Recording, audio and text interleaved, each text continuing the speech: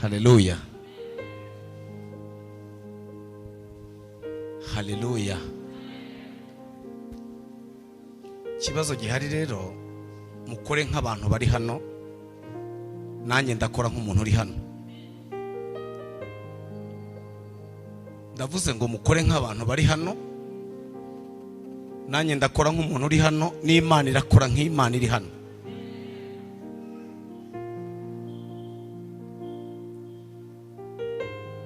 Imana si yabeshi, Imana ni yabizera. Ndavuze ngo Imana si yabeshi, ahubwo Imana ni yabizera. Shaka gusubiramo. Hari ijambo Uwiteka yamaye kukuzanira. Imana si yabeshi, Imana ni yabizera. Sinzi impamvu muturimo mwumva ibi bintu. Haleluya. Kibazo gihari, ndashaka kubwira ngo bahano hari igihe abantu baba mu materaniro ariko badahari. Ntidushaka no kukubwira akantu kangana urwara ngo dukarese amarenga mutima yawe, turashaka kubwira Yesu.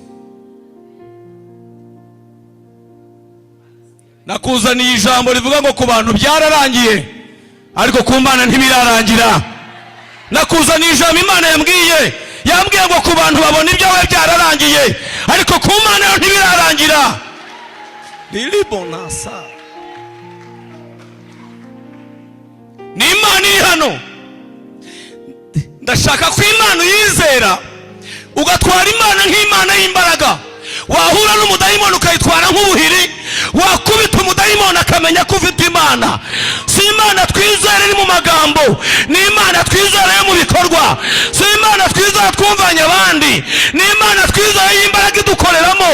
Niyo mpamvu imbaraga zidukoreramo ni imbaraga zihindura ibintu kandi zikamenyekana ko ari Imana ibihinduye. Sema haleluya abankurikiye.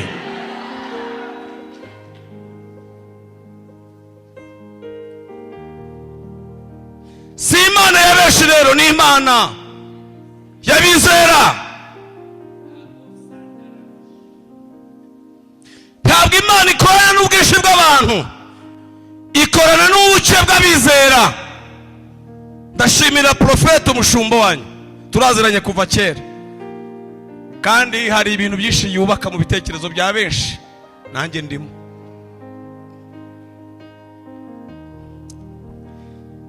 Cyangwa uyu mugoroba Imana ntabwo Imana ishaka kukwiyereka mu bandi bantu, ije kukwiyereka wenyine, kugeza ubwo uzayijyana wenyine, ukayereka abantu wenyine, ukajya uyiterura ukayihereza abandi bantu wenyine, bakamenya ko ari Imana ya wenyine. Ntabwo ari Imana y'ibihamya by'abandi, ni Imana y'ibihamya byawe. Ije kubukuraho igisuzuguriro. Imana irahindura amateka. Ku bantu byararangiye ariko ku Mana iracyabifite. Ibyo yavuganye nawe biracyahari. Abanyumvise tera haleluya.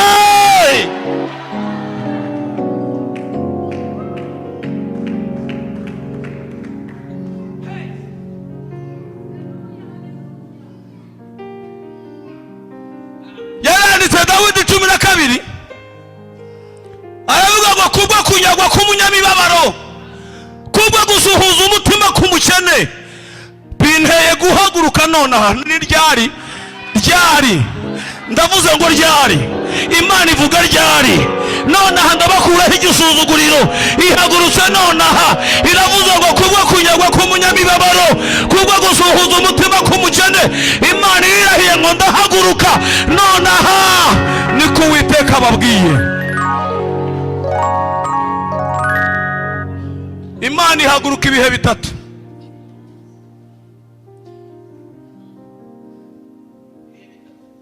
Imana ihaguruka ibihe bitatu. Icyambere, Imana ihagurukamo idatuma marayika, idatuma undi muntu, idatuma abandi. Dukeneye Imana idatumye.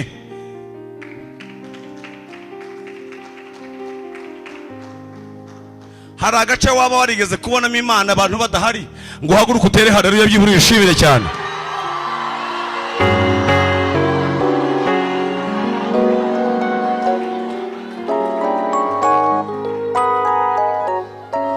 Imana ingana nuko ungana. Imana ingana nuko ungana, ntabwo yarenga uko ungana. Ingana n'ibitekerezo utekereza iyo bakubwiye kwizera. Imana ingana nk'uko ungana. Uko uzamuka niko Imana izamuka, uko ugera hejuru niko Imana igumye kegera hejuru, uko uyizera niko igenda ihindura amateka, niko igisuzuguro kigenda kigushiraho, uko Imana igenda ivugana nawe niko Imana ingana muri wowe. Imana niba utayizera ku rugero rwayo, ntabwo Imana izagera ku kigero cyayo. Nicyo gituma kenshi wahora usenga nabi. Hari abantu bari hano barimo basengera profeti bavuga ngo Imana izaturinde, Imana izaturinde muri uriya mwaka. Ayo ni amagambo ashaje, kandi bamaze igihe kirekire bahanurirwa bababwira ngo imvi zizarinda ziba uruyenzi nkibaheka. Imana ibakubwiye ko uzageza mu zabukuru. Ntabwo ari Imana y'umwaka, ntabwo ari Imana y'amezi, ntabwo ari Imana y'ibihe, ni Imana y'imyaka. Imvi zizarinda ziba uruyenzi. Imana ikiguhetse izagutambutsa uyu mwaka, nutahe ugutambutsemo, nutahe. Tera haleluya! Igihe ni Imana ihindura igihe. Ku rwego rw'abana mu rusuzugure mu rureke, kandi kubaho kwawe si inyungu zawe.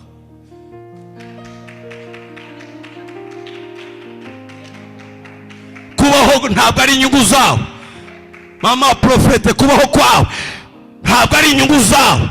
Twamaze kuva mu nyungu zacu tujya mu nyungu z'Imana. Imana niyo idufitemo inyungu. Ntabwo twongeza imyaka nk'abayede, ntabwo twongeza imyaka nk'abayede, ntabwo turi abayaya n'ababoyi bongeza kuba mu rugo rwawe. Turi abantu b'inyungu z'Imana. Niyo mpamvu ngo twabaye amaronko. Profete ni amaronko y'Imana, ntabwo akiri mu mugambi we, ni mu mugambi w'Imana. Pawulo avuga ngo niba ndiho nzayikorera, nipfa nzayisanga. Ababonye Imana haleluya. Ndavuze ngo ababonye Imana haleluya.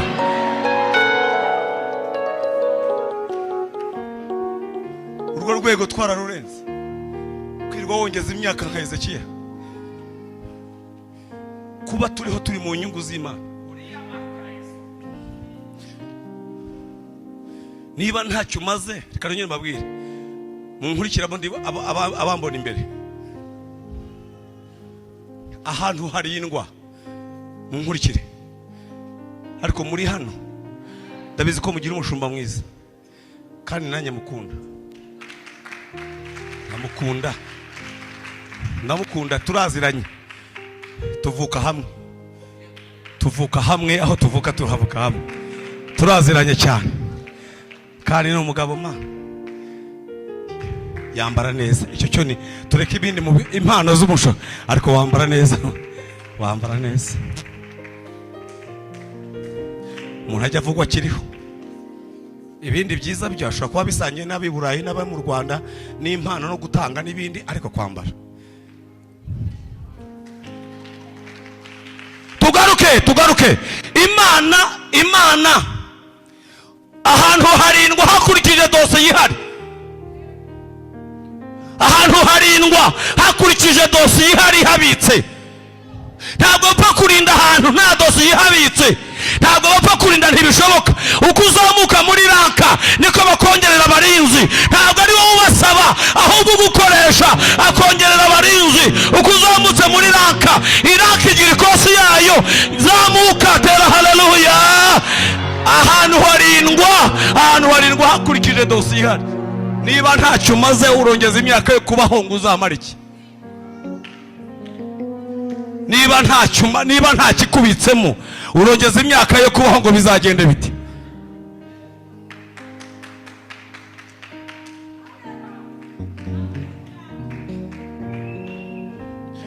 Ahantu bashyira abarinzi bakurikije dosiye zihabitse. Ba mama, ba papa, yemwe mutandukanye ibintu. Niyo mpamvu ntabwo iyo tugenda twebwe twirinda dosiye ibitse muri twebwe. Ibyo tubitse muri twebwe ntabwo ari wowe Imana irinda dosiye yashyize muri wowe, kuko umwami Imana izantabara. Nicyo gituma ntamwarwa. Hari ibyaka kumwaje, ariko kuko dosiye ibitse muri wowe biba ngombwa yuko utamwarwa, kuko ubitse ibintu by'Imana. Imana ibirinda mutavuganye. Tera haleluya. Irabizi ko ufite umutungo. ufite umutungo wayo, irabizi.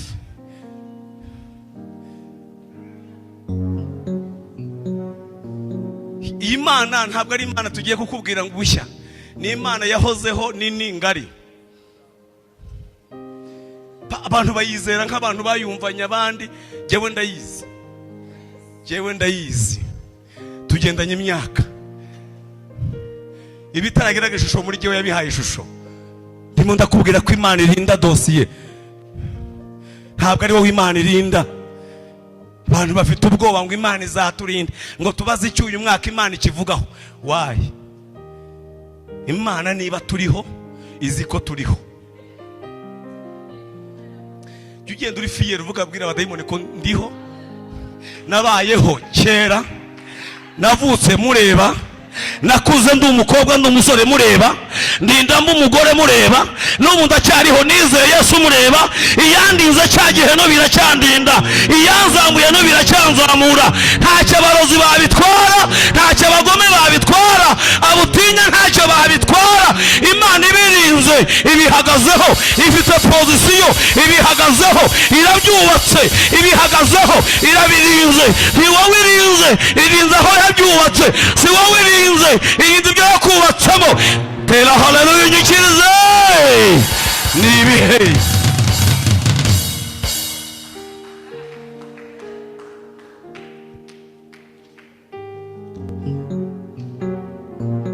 ibihe bitatu mvuge kugira ngo njye ku magambo sintinda. Ndashaka kubabwira Yesu gusa wenyine,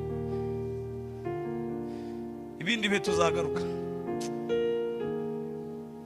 Igihe cya mbere Imana ihagurukamo iyo ije kuvugana nawe, ntabwo Imana ituma n'umushumba wanyu naguhanura uzabyumva, cyangwa undi wese. Izivuga ngo nduwiteka. Ako kajambo nihatagira ugatangiza uzahita ushyiraho towa. Izabwa ntituma marayika, ntituma Mikayeli n'intambara, iriyizira. Iza yigira itya.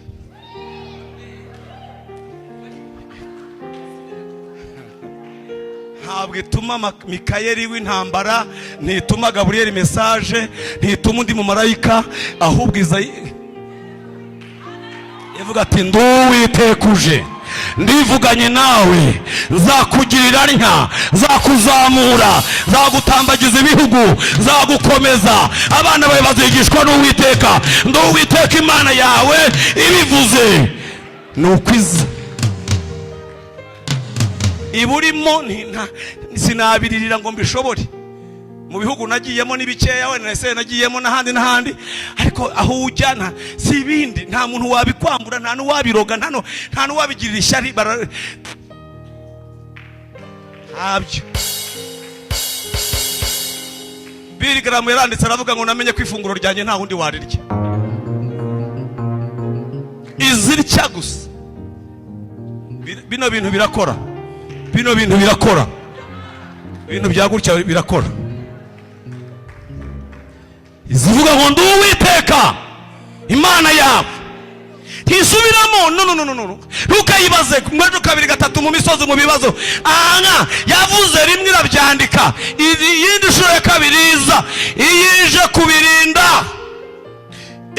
kubirinda ntituma marayika, iza kubyirindira. Yabwiye Yeremiya ngo ndinda ijambo ryanjye navuze imyaka ibihe n'ibihe kugira ngo nzarisohoze.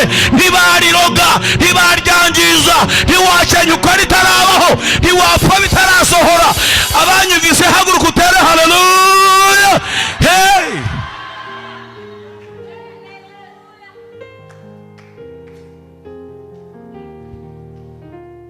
dufite ikibazo cy'abantu bavuga ko bizera Yesu ariko ubwoba bwamaze. Nta yindi ntwaro Satani yagushobora rwose. Kamaze babwire namwe ntimugahe imbaraga umuntu atazifite. Satani ntiyagushobora,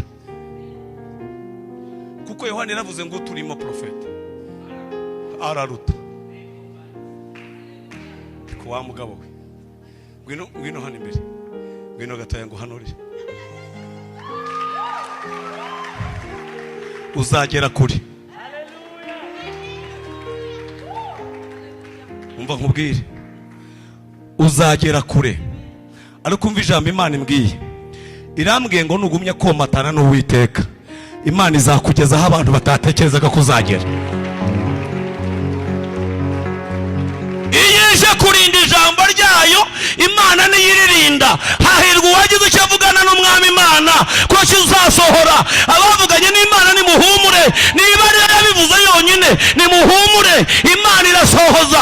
Icya gatatu, garuka hano, ije kurisohoza ntituma undi muntu iriyizira, irimanukira, iriserukira, ica mu bibazo, ica mu ntambara, izaho yabivuze, izaho yabikubwiriye, izaho muvuganira.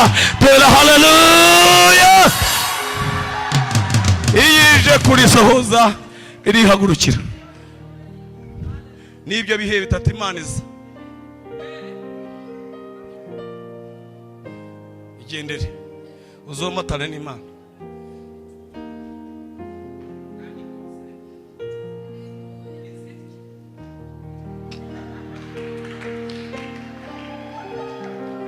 Kubera ko ibyo mvuze byose Imana irabirwanira.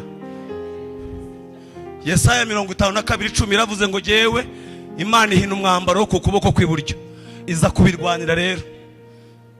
Yagukubitira ibyo, wabishyiraho agatoki kakavuna, wabitunga agatoki kagakonyora.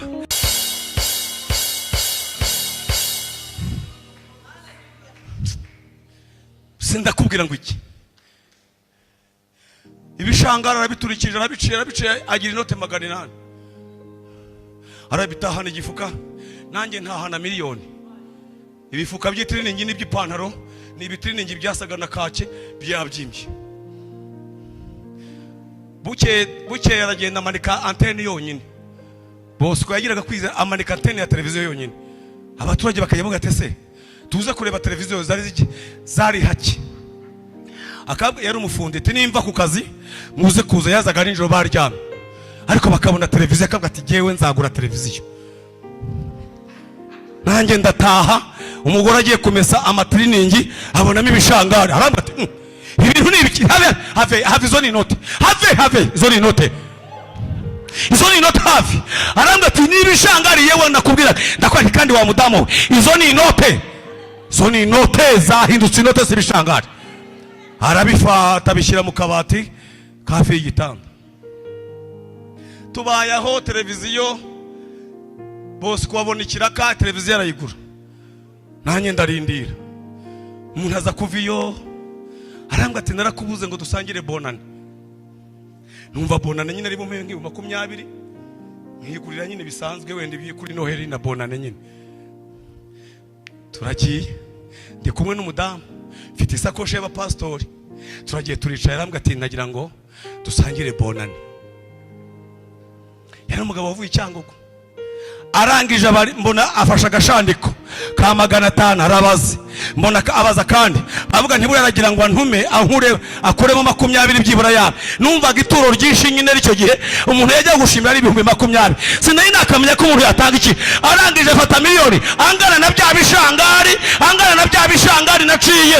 Ikwizera kwaho kugera niho Imana izabigeza. Kwizera kwaho kugera niho Imana izabigarukiriza. Ibyo bintu byashoboka. Tera haleluya. Madamu ndamubwira nti shyira mu ishakoshi kugira ngo abone ko nta nzara dufite amafaranga. Ariko ndavuga nti Imana nayanjye cyangwa. Tugera mu rugo twicara ku gitanda ntikuramo. Arabaza kuyabara rero biragoye utarayatunze. Nuko barimwe ajugunya ku gitanda. Bafaranga utarayatunga. Arabara biragenda bihura na miliyoni. Ngiye gusenga Imana irambwira ngo iyo urenzaho nari kurenzaho. Ariko ko kwizera kwawe kwanganye na miliyoni, naguhaye miliyoni ingana no kwizera kwawe.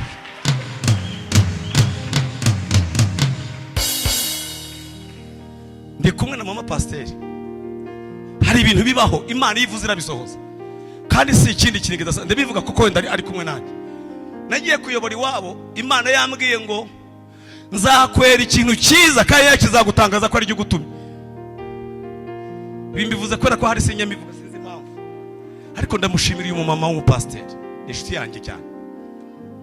Ngiyeyo ndimo mbwiriza ibintu bifatwa n'abandi bantu baritanga. Umugabo we yitanga n'uyu mudamu bitanga kumpa ikibanza, baguze amafaranga yabo gicungamiye amazi ahantu ku Kibuye aho bari bato kiza. Imana irambwira ngo nakubwiye ko nunkorera ntacyo uzabura, ikintu uzakora cyose zakiguheramo umugisha.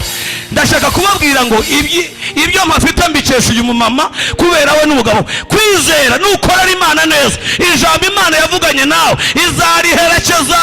Abantu bari gutukane iriherekeze, abantu bari gusuzugurane Imana iriherekeze. Ni Imana iri kumwe nawe iminsi yose. Reka gutinya ibizakubaho, Imana izakurinda. Rindira ubushake bw'Imana gusa, Imana izakurinda. Yayiro yari umugabo w'Isiri wubatse ahantu hakomeye, umudugudu ukomeye abantu bari bazi. Ngo ariko reka nkubwire ijambo, ngiye kurangiza mu kanya gaza dusenge, kuko ko nabonye Imana ifite imbaraga. Ibi bintu birakora, ndimo ndababwira ngo ibi bintu birakora. Ntakagira ukumanura ngo yongera kuzamu.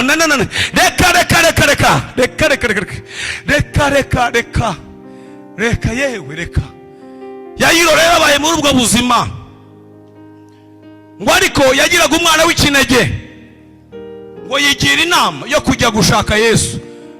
Ngo ajya gushaka Yesu, ngo ajya gutumira Yesu. Ngwino nkubwire twakundanye nayibonye. Nkurikira aha niho tugiye kuganira. Imana ntikini igice cya mbere, Imana ikini igice cya kabiri. Imana ntikini igice cya mbere, ahubwo Imana ikini igice cya kabiri. Kubareba umupira bazi ko igice cya kabiri aricyo kibamo finali. Imana ntirwanira ibitego, irwanira igitego cya nyuma kizatsindwa. Imana ikakiyitirira, abantu bakamenya ko ariyo yagitsinze Rike, abantu bakamenya imbaraga za profeti, bakamenya ko Imana ariyo yagitsinze. Nicyo gituma Imana ivuga ijambo abantu badahari, yajya kurisohoza igateranya abantu, ikubwira ikibazo mu mujyi wa Kigali nta meya muri kumwe, Imana ikazakigukatira, abantu bagatangara. Ni Imana yiyemera, ni Imana yizera, ni Imana y'inyabubasha, ivuga ibintu abantu bagatangara.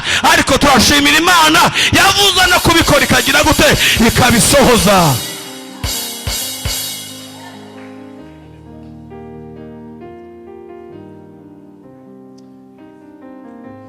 Imana ntabwo ndabyumva Imana mwakurikiye ariyo. Ni Imana yihagije y'inyabubasha. Ni Imana ikubwira ngo inzira zabuze komeza ugende. Wintera amatiku naravuze byararangiye, nababwe ko nzabajyana mu gihugu ushaka. Umwanditsi yaranditse aravuga ngo ntukashake kumenya ngo aho Imana ikujyanye, ngo ahubwo jya ubanza umenye ko Imana mukiri kumwe. Ntugashake kumenya aho Imana ikujyanye. Yabwiye Aburahamu ngo ngwino tujyane, ntabwo yamubwiye aho izamujyana. Kazi mujye ubaza Imana gusa ko mukiri kumwe. Abantu bataye Imana barashaka kumenya iyo ibajyana. Abantu bataye amasezerano barashaka kuvuga ngo nayasohoze. Ntabwo Imana yasohoza amasezerano, iyo yagusezeranyije warayitaye. Ongera ugarukire Uwiteka, Imana yongera izura amasezerano yawe. Ongera ugarukire Uwiteka, Imana yongera igira n'umushyikirano wawe. Yewe unyumva we, ntabwo isezerano rikora ibyaha risohora. Imana izarisohoza umaze kwemera Imana no kuyizera. Ntukamenya aho ikujyana, ntukayibaza aho izakubakira, ujye ureka aho izagutoranyiriza, hazaba ari heza. Yabwiye Dawidi mu bice 7 bya Samweli, biravuga ngo nzakata ahantu nanjye nzahagushinga. Hari ahantu Imana izagushinga, aho abanzi batazanyegageza. Hari ahantu Imana izagutuza, aho abanzi batazaroga. Tera haleluya unyemerere. Aho Imana ivuga, aho Imana ishaka.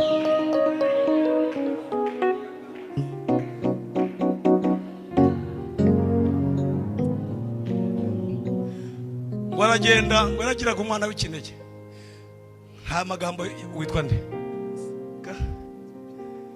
Peter Kamasa barikiwe. Waragenda ngo aramubwira ngo mwigisha ndashaka kuza kunsura. Abasomyi ba Bibiliya yigeze amubwira ngo umwana wanjye ararwaye. nimusubize. Mwigeze mumubwira ngo nyine ngo umwana wanjye ararembye, ngo nyine ngo yafashwe atya, ngo detaye. Umva umugabo w'umunyabwenge yaje kuvuga ngo ndashaka kujya uzi wanjye gusa. Ibyo bintu byo kumuha detaye, byo kumubaza ibiryo zarya kuri bonane, ninde sugura ko barya kuri bonane ibiryo? Umuntu ugisengera ibiryo, wavukiye ibiryo, wavukiye imyenda, si ibintu byo gusengerwa, ahubwo byizere ko bihari, kuko abapagani barabifite. Ubugingo ni bw'abapagani batarazwe. Ngo aramutumira avuga ati wowe ngwino gusa, nkurikira nkubwire. Ngo aramutumira ku bantu babona ko byarangiye, ariko ku Mana ntibirarangira, iracyabifite mu kiganza. Barangije ngo baragenda, bageze mu nzira ngo bahora n'imbogamizi y'umugore wari umaze imyaka 12 nawe afite ikibazo cyo kuva. Yesu arabanza aragikemura. Mukanya kimara kugikemura ngo haza amagambo maremare, ngo haza umuntu umwe ati yewe boss we wirusha umwigisha. Umva ngiye kubwira amagambo 3 utazirwa uvuga. Wirusha umwigisha, umwana wawe yapfuye. Ntabwo yigeze amusubiza, ntabwo yewe, ntabwo no yayo ntiyamusubije. Reka ahubwo Yesu niwe wasubije abaje gutanga inkuru. N'ubu uri kumwe na Yesu ntuzisobanura, Yesu azisobanura. N'ubu uri kumwe na Yesu ntukavuge, Yesu azavuga. N'ubu uri kumwe na Yesu ujye umurekera gahunda. Tera haleluya bankurikiye, nibihe Imana izabigucira. Ku munsi wa kabiri mva kuri esikariye imwe, ni ahantu twari turi, nigira haruguru ndayibaza nti naje kukubaza ibintu bibiri. Ko bavuga ko kanseri idakira, ni iwawe koko ntikira? Ko abaganga bambwiye n'impapuro. Ku munsi wa gatatu mbona ntiyavuze, nigira ahantu njya ahandi hantu, nigira imbere musiga inyuma, ndayibaza ngo ni iminsi 3 nihaye, irakira cyangwa ntikira? Mu masaha nk'abiri mbona umwana w'umukobwa avumbutse ahantu hepfo yo, mbona ajagira atya avuga ngo nduwiteka Imana yawe, nduwiteka Imana yawe, nduwiteka Imana yawe, nduwiteka Imana yawe. Ibyo wambwiye narabyumvise, uhereye ku munsi wa mbere narabyumvise. Ni Imana ikiza, ni Imana ikora, ni Imana isubiza. Ambwira amagambo akomeye, Imana iranyumvisha, iramubwira ngo mutahane nabivivuye. Nari maze iminsi mvura, nari ndimo mvura iyo minsi narakumvise, sinaguta sinakureka, twarabanye, uri inshuti yanjye. Imana ntizagusiga mw'abantu mwehe, nimuyiringire muyizere. Tera haleluya. Twavuye ku wa gatanu, ku wa mbere bajya gupima basanga kanseri ne yararangiye. Aramuzi mama pastor aramuzi. Ku bantu byararangiye, ariko ku Mana ntibirarangira. Tugiye gusenga Imana, jya kwicara Peter. Yaravuze ngo nibutse iminsi ya kera. Hari ikintu wibutse ngo uzamure ikiganza. Wibutse amaboko yawe mama pasiteri atagira ibi, yarashizeho amaboko yose.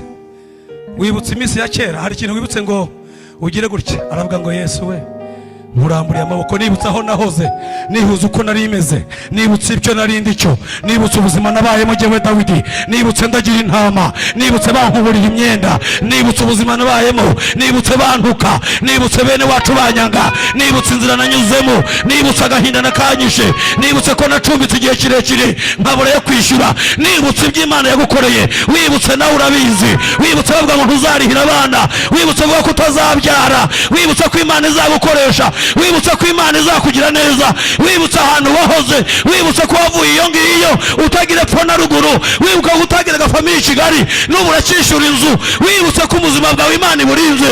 Iravuze ngo nibutse iminsi ya kera, nanjye nzamuye nzajya ngukorera, nzajya ngutura, nzakubakira inzu, nzagushyira hejuru. Imana ishimye, tera haleluya bibutse iyo minsi. Profete ngwino usenge. Ku bantu byararangiye, ariko ku Mana biracyakomeje. Amashyi menshi kwa Yesu.